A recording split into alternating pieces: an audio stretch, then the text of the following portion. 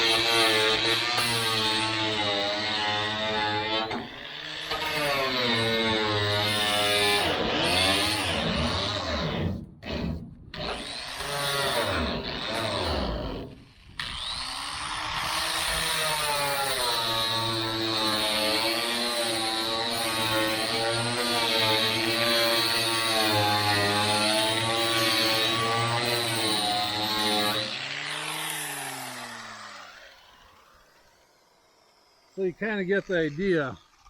You got that little edge like that, take advantage of it. Now it's starting to wear here and we're starting to actually hit the disc that it's stuck to. So we don't want to use it like that anymore. We want to use a flat surface. We want to get the most out of them. These discs are $5-6 a piece. They go a long ways. Make them work towards you. This came out really nice. Of course there's going to be some hand sanding.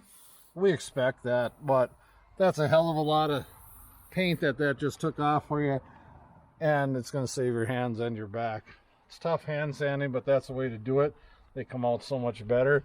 And if you're going to leave scratches in it that the paint will show through, you're better off having a straight line scratch than a circular scratch. You'll see that circle every time. Every time you'll see those circles. You go and look at some of these production shops and stuff that you pay big money to have fenders and stuff done on.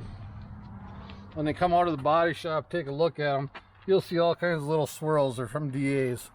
These guys are all production, nothing against them. That's how they have to make their living.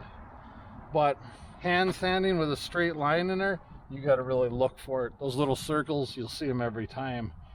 So that disc really takes that down. Like I said, we'll have to do some hand sanding in there. But every little bit of paint you get off of these discs It's gonna be a hell of a lot easier when it comes down to it.